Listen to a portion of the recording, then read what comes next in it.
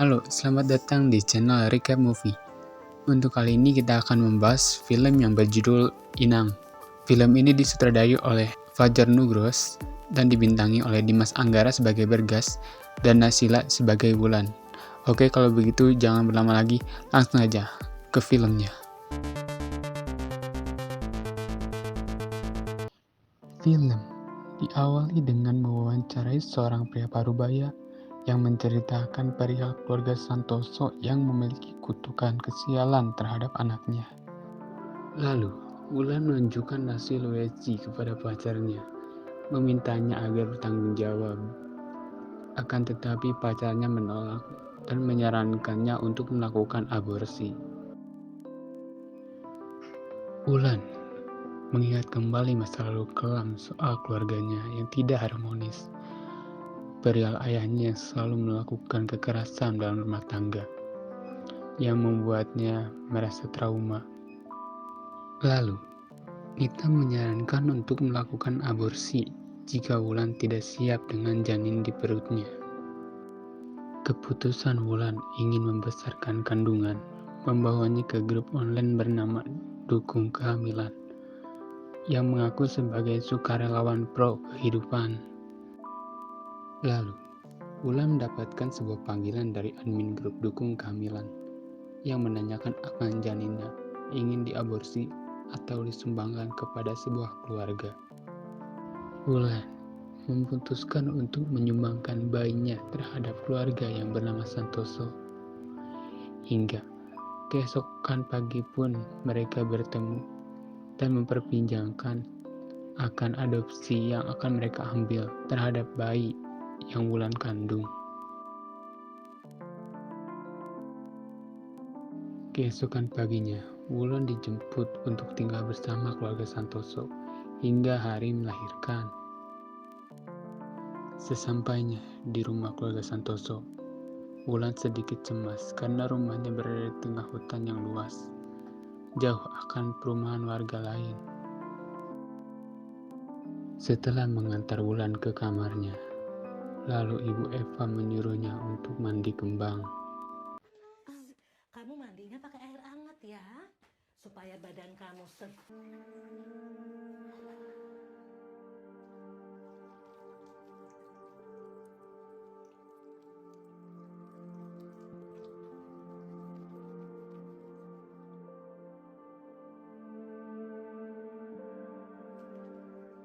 orang hamil sebaik. Tanpa sengaja, Wulan melihat sosok hitam di sekitar halamannya.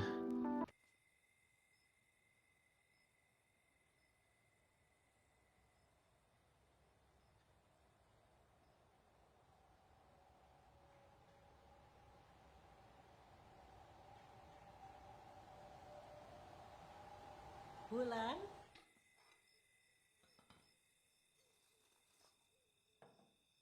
ini ibu mas.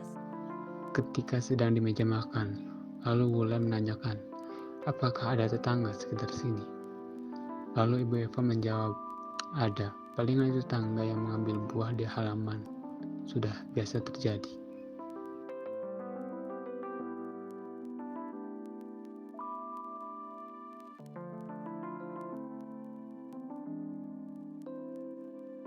Setelah makan, Pak Agus menggali sebuah tanah dan memindahkan sebuah tanda. Entah apa yang sedang digali, tetapi sepertinya akan hal yang buruk akan terjadi.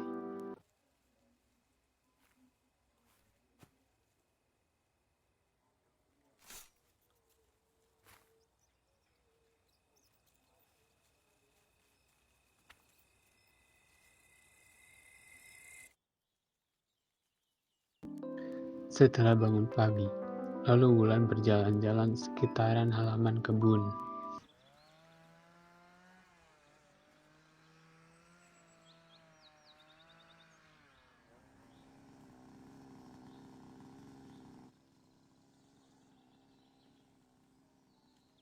Alah udahlah, nggak apa-apa. Kamu itu masih muda, ganteng, sukses, banyak. Seorang bidan dipanggil Ibu Eva untuk memeriksa bayi yang berada di kandungan Wulan. Ibu bidan memastikan untuk tidak khawatir, bayinya baik-baik saja dan sehat. Bayinya banyak diajak ngobrol, juga dibacain dongeng bagus. Jangan lupa jalan-jalan kecil supaya sehat. Lalu, ketika malam Ibu Eva memainkan musik dan menari dengan Pak Agus dengan rasa bahagia dan tenang, lalu mengajak Wulan untuk bernari bersama. Paginya, ketika selesai berkebun, Wulan bercerita mengapa dia mau menyumbangkan bayinya kepada keluarga lain, yaitu karena ia takut kejadian di masa lalunya akan terjadi kembali kepadanya. Ia menginginkan bayinya mendapatkan keluarga yang layak. Ketika di kamar, Wulan mendapatkan sebuah kertas yang berisi gambaran aneh.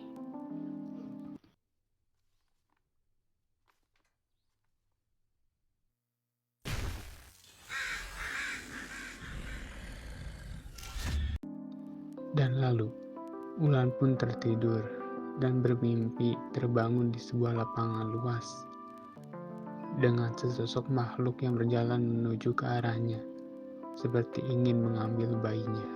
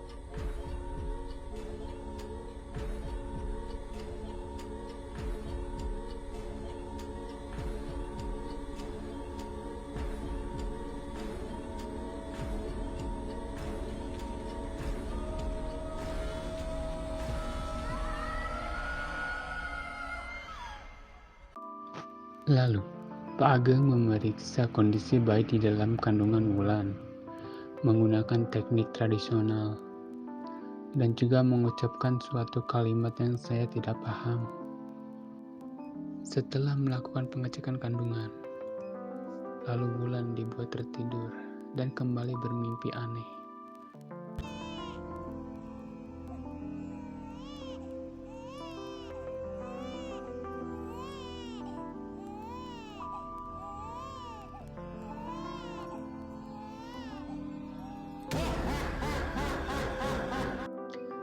Ia pun terbangun dan melihat Ibu Eva dan Pak Agus bertingkah aneh. Lalu Wulan pergi keluar dan mendapati sebuah makhluk putih sedang terbang. Kemudian, dia pun pingsan.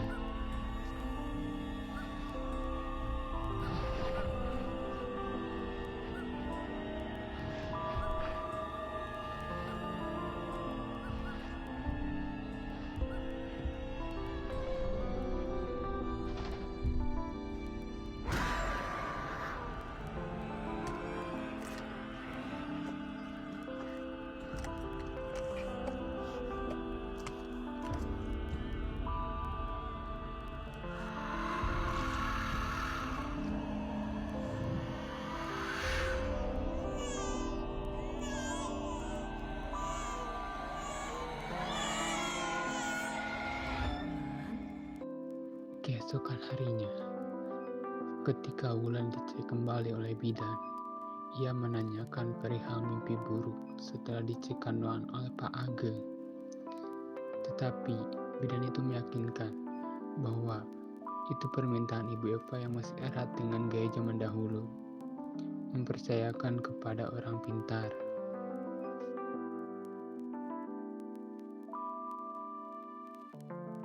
Lalu, Ita menanyakan bagaimana kabar dan sedang berada di mana. Wulan meminta tolong Nita untuk menjemputnya, karena Wulan sudah tidak tahan lagi dengan hal aneh di rumah ini. Percakapan mereka terdengar oleh Ibu Eva.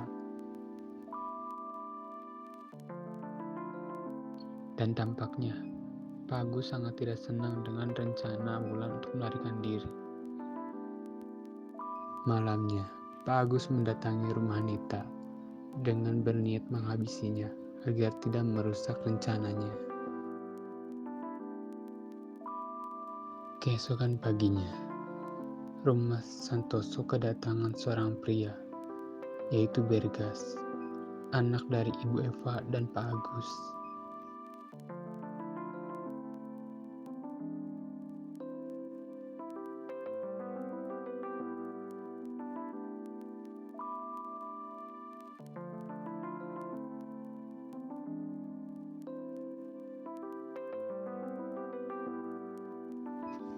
Ketika Wulan sedang mengintip perbincangan keluarga Santoso, Wulan tidak sengaja menjatuhkan hiasan yang melukai tangannya.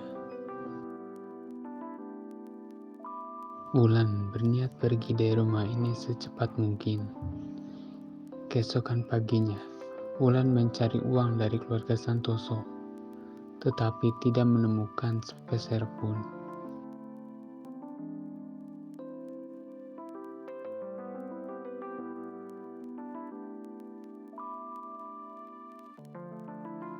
Malamnya, ketika sedang di meja makan, Bergas menanyakan siapa Wulan, sepupu dari mana. Lalu Ibu Eva menjawab, jika Wulan adalah keponakan dari Ibu Eva.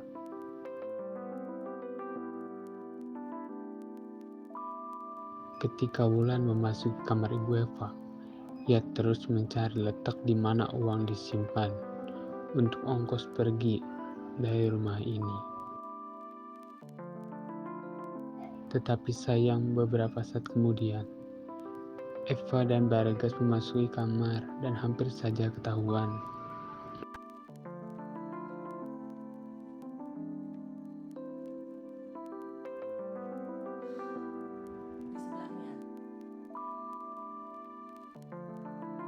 Tidak lama setelah itu, Wulan tertangkap basah memasuki kamar Ibu Eva oleh Bergas, lalu menanyakan apa yang dia lakukan. Wulan menjawab, jika ia ingin pergi dari sini. Lalu Bergas menyuruh Wulan untuk berbicara baik-baik dengan orang tuanya.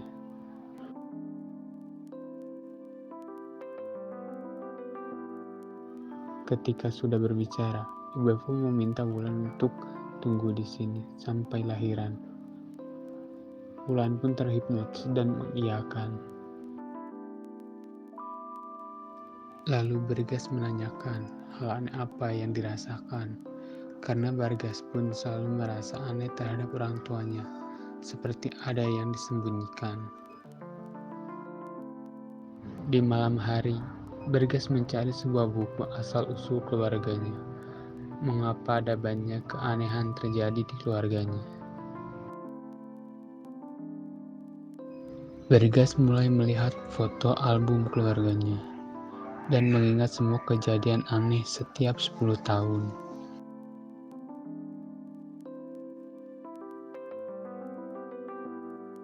Lalu, Bergas menceritakan bahwa dari umur 10 tahun, ada banyak wanita hamil yang datang ke rumah ini. Ibu Eva mengaku jika mereka setiap wanita yang hamil adalah sepupunya Bergas. Tetapi, setiap sesudah itu mereka tidak diketahui lagi kabarnya sampai sekarang. Lalu, Bergas mengajak Wulan ke gudang lama keluarga Santoso untuk mengetahui apa yang sebenarnya terjadi.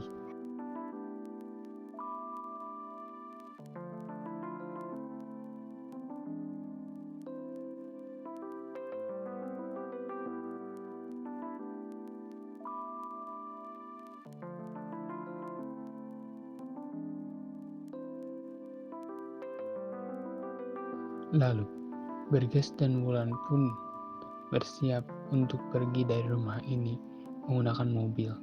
Tetapi, mobilnya tidak kunjung menyala dan pada akhirnya mereka melarikan diri ke hutan. Dan di sini Pak Agus menceritakan secara terang jika Berges mendapatkan sebuah kutukan kesialan setiap 10 tahun dan membutuhkan tumbal untuk bisa terus hidup. Jika tidak, Berges akan mati.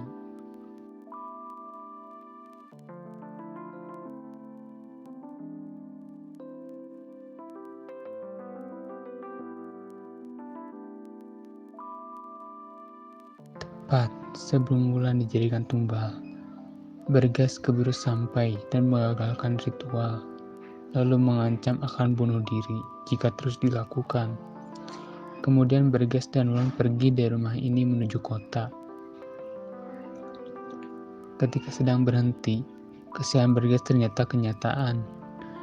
Di detik ini juga, Berges terserempet truk sampai meninggal.